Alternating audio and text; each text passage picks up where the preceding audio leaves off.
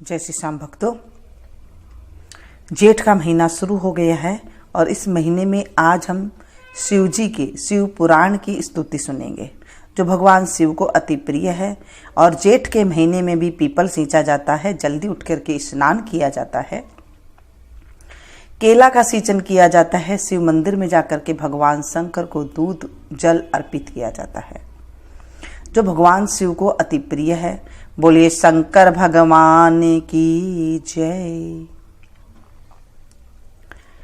नमः शिवाय शिव नमः शिवाय, हरे हरे भोले नमः शिवाय, नमः शिवाय हरि नमः शिवाय, हरे हरे भोले नमः शिवाय। बोले शंकर भगवान की जय। श्री शौनक जी ने पूछा, महाज्ञानी सुत जी, आप संपूर्ण सिद्धांतों के ज्ञाता हैं। प्रभु, मुझसे पुराणों की कथाओं के सार तत्व का विशेष रूप से वर्णन कीजिए। ज्ञान और वैराग्य सहित भक्ति से प्राप्त होने वाले विवेक की वृद्धि कैसे होती है तथा साधु पुरुष किस प्रकार अपने काम क्रोध आदि मानसिक विकारों का निवारण करते हैं। इस घोर कलिकाल में जीव प्राय आसुर स्वभाव के हो गए हैं। उस जीव समुदाय को शुद्ध देवी संपत्ति से युक्त बनाने के लिए सर्वश्रेष्ठ उपाय क्या है? आप इस समय मुझे ऐसा कोई शाश्वत साधन बताइए जो कल्याणकारी वस्तुओं में से भी सबसे उत्कृष्ट एवं परम मंगलकारी हो तथा पवित्र करने वाले उपायों में भी सर्वोत्तम पवित्र कारक उपाय हो। तात वह साधन ऐसा हो जिसके अनुष्ठान से शीघ्र ही अंतकरण की विशेष शुद्धि हो जाए तथा उसके निर्मल चित्त वाले पुरुष को सदा के लिए शिव की प्राप्ति हो जाए। श्री सुत जी ने कहा, मुनि श्रेष्ठ शौनक, तुम धन्य हो क्योंकि तुम्हारे हृदय में पुराण कथा सुनने का विशेष प्रेम एवं लालसा है। इसलिए मैं शुद्ध बुद्धि से विचार कर तुमसे परम उत्तम शास्त्र का वर्णन करता हूँ। वत्स, वह संपूर्ण शास्त्रों के सिद्धांत से संपन्न भक्ति आदि को बढ़ाने वाला तथा भगवान शिव को संतुष्ट करने वाला, कानों के लिए रसायन अमृत स्वरूप तथा दिव्य है। तुम उसे श्रवण करो मुने, वह परम उत्तम शास्त्र है। शिव पुराण, जिसका पूर्व काल के भगवान शिव ने ही प्रवचन किया था, यह काल रूपी सर्व से प्राप्त होने वाले महान त्रास का विनाश करने वाला उत्तम साधन है। गुरुदेव व्यास ने सनत कुमार मुनि का उपदेश पाकर बड़े आदर से संक्षेप ही में ही इस पुराण का प्रतिपादन किया है। इस पुराण के प्रेरणा का उद्देश्य है कलयुग में उत्पन्न होने वाले मनुष्य के परम हित का साधन। यह शिव पुराण परम उत्तम शास्त्र है। इसे इस भूतल पर भगवान शिव का वांगमय स्वरूप समझना चाहिए और सब प्रकार से इसका सेवन करना चाहिए। इसका पठन और श्रवण सर्व साधन स्वरूप है। इससे शिव भक्ति पाकर श्रेष्ठतम स्थिति में पहुंचा हुआ मनुष्य शीघ्र ही शिव प्रद को प्राप्त कर लेता है।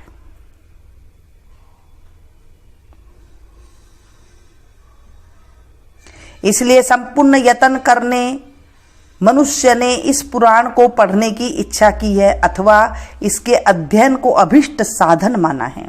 इसी तरह इसका प्रेम पूर्वक श्रवण भी संपूर्ण मनोवांछित फलों को देने वाला है। भगवान शिव के इस पुराण को सुनने से मनुष्य सब पापों से मुक्त हो जाता है और इस जीवन में बड़े बड़े उत्कृष्ट भोगों को उपभोग करके अंत में शिवलोक को प्राप्त कर लेता है। यह शिव पुराण नामक ग्रंथ 24,000 श्लोकों से युक्त है। इसकी 7 संहिताएं हैं। मनुष्य को चाहिए कि वह भक्ति, ज्ञान और वैराग्य से संपन्न हो, बड़े आदर से इसका श्रवण करें। 7 संहिताओं से युक्त यह दिव्य शिव पुराण पर ब्रह्म परमात्मा के समान विराजमान है और उसके उत्कृष्ट गति प्रदान करने वाला है। जो निरंतर अनुसंधान पूर्वक इस शिव पुराण को बांचता है अथवा नित्य प्रेम पूर्वक इसका पाठ मात्र करता है, वह पुण्यात्मा, इसमें संशय नहीं। जो उत्तम बुद्धि वाला पुरुष अंत काल में भक्ति पूर्वक इस पुराण को सुनता है, उस पर अत्यंत प्रसन्न हुए भगवान महेश्वर उसे अपना पद धाम प्रदान करते हैं। जो प्रतिदिन आदत पूर्वक इस शिव पुराण का पूजन करता है, वही संसार में संपूर्ण भोगों को भोग कर अंत में भगवान शिव के पद को प्राप्त कर लेता है। जो प्रतिदिन आलस्य रहित तो रेशमी वस्त्र आदि से वेष्टन से इस शिव पुराण का सत्कार करता है, वह सदा सुखी होता है।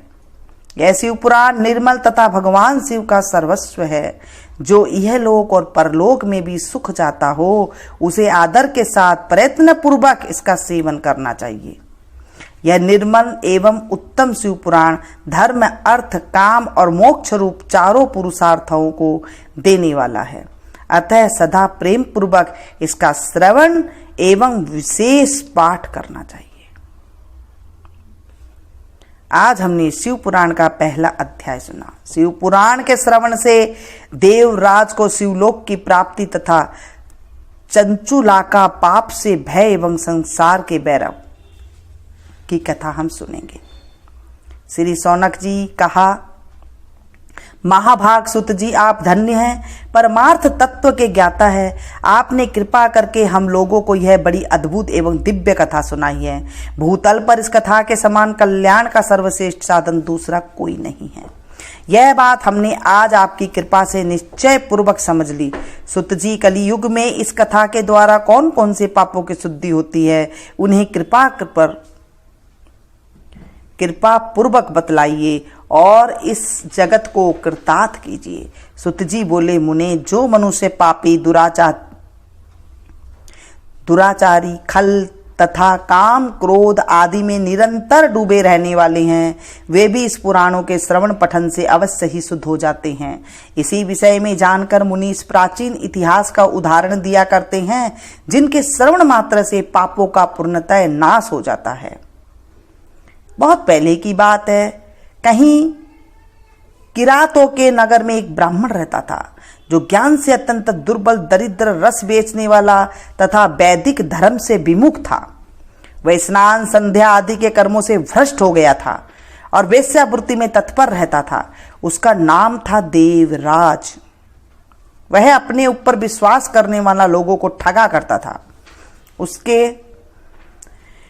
उसने ब्राह्मणों, क्षत्रियों, वेश्यों, शूद्रों तथा दूसरों को भी अनेक बहानों से मारकर उनका धन हड़प लिया था, परंतु उन पापी का थोड़ा सा भी धन कभी धर्म के काम में नहीं लगा था।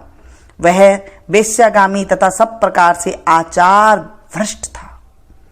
एक दिन घूमता घामता वह देवयोग से प्रतिष्ठित नगरपुरी झूसी प्रयाग में जा पहुंचा। वहां उसने एक शिवालय देखा, जहां बहुत से साधु महात्मा एकत्र हुए थे। देवराज उस शिवालय में ठहर गया, किंतु वहां उस ब्राह्मण को ज्वर आ गया। उस ज्वर से उसको बहुत ज्यादा पीड़ा होने लगी। वहां एक ब्राह्मण देवता शिव पुराण की कथा सुना रहे थे। ज्वर में पड़ा हुआ देवराज ब्राह्मण के मुखार बिंद से निकली हुई उस शिव कथा को निरंतर सुनता रहा। 1 माह के बाद वह ज्वर से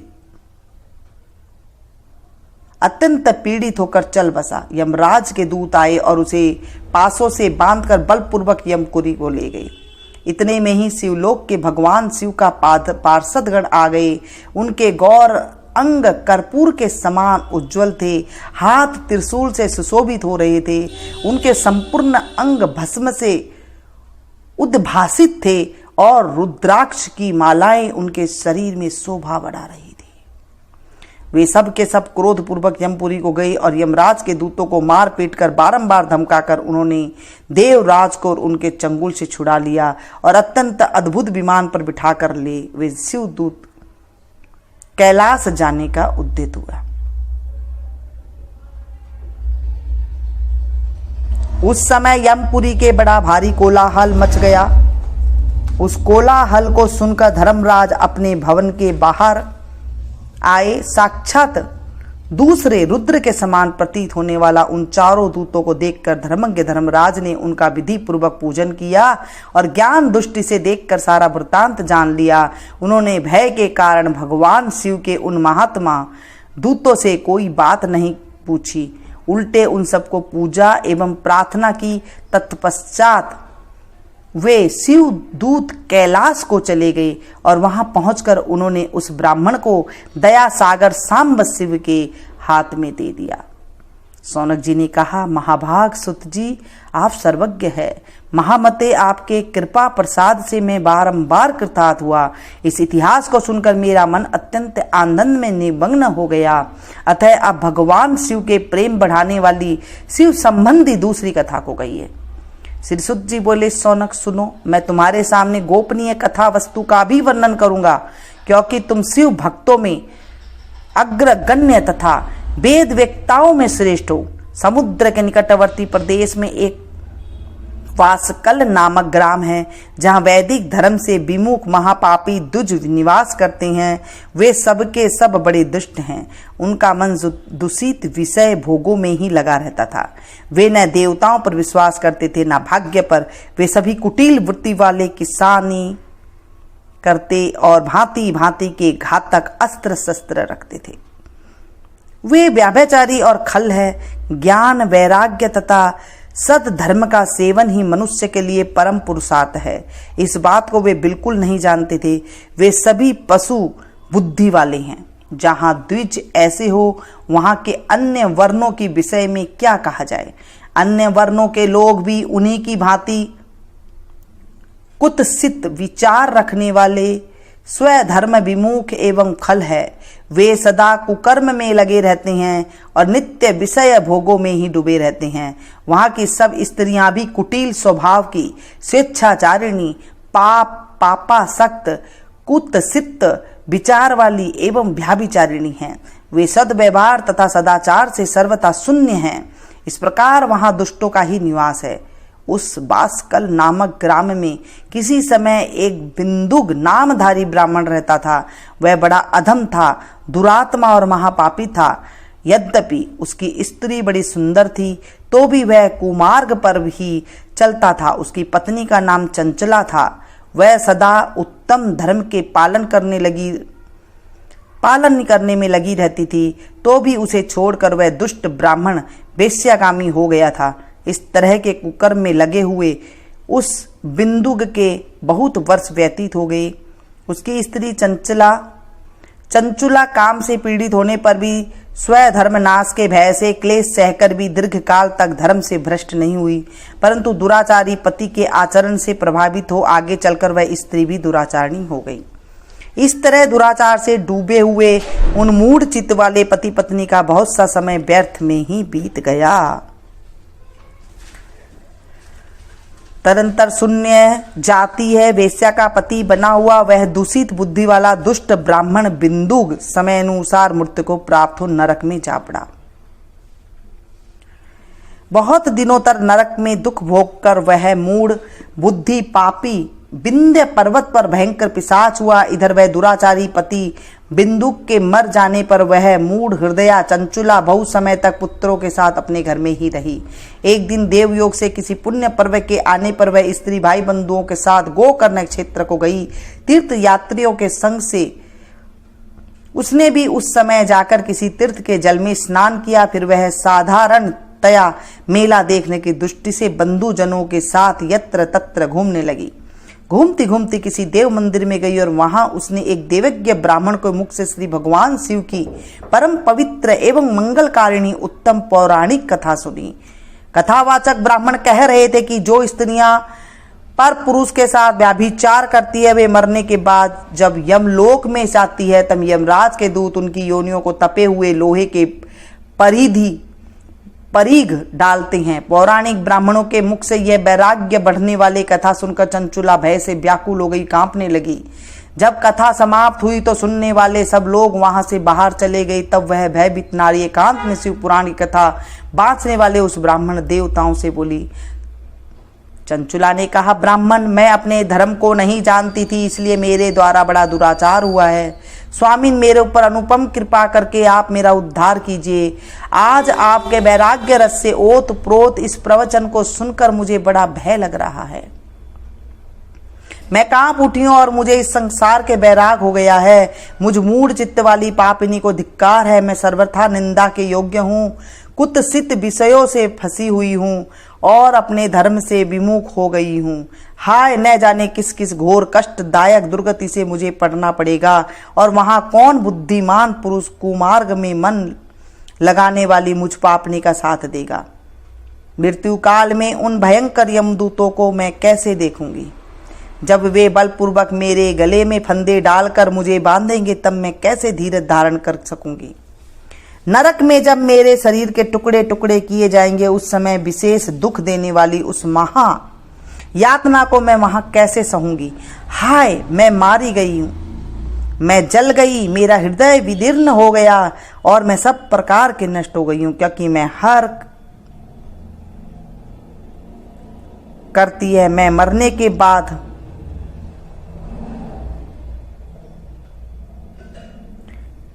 हर तरह से पाप में डूबी रही हूं। ब्राह्मण, आप ही मेरे गुरु हैं, आप ही माता और आप ही पिता हैं। आपकी शरण में आई हूं, मुझे दिन अबला का आप ही उद्धार कीजिए। सुत जी कहते हैं, सौनक, इस प्रकार खेद और वैराग्य से युक्त हुई चंचुला ब्राह्मण देवताओं के दोनों चरणों में गिर पड़ी। तब उन बुद्धिमान ब्राह्मण ने कृपा करके उन्हें उठाया और इस प्रकार कहा। बोलिए शंकर भगवान की जय।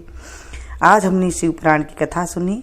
इस कथा को सुनने से हमारे पाप दूर होते हैं और घर में सुख संपत्ति का वास होता है। हमारे जीवन से नरक रूपी जो पाप है वो दूर हो जाते हैं, रोग कष्ट दूर हो जाते हैं। इस कथा को हम फिर कल से सुनेंगे। आज हम इतना ही सुनते हैं। इस कथा को ज़्यादा से ज़्यादा शेयर कीजिएगा ताकि आपको भी कथा सुनाने का फल मिल सके।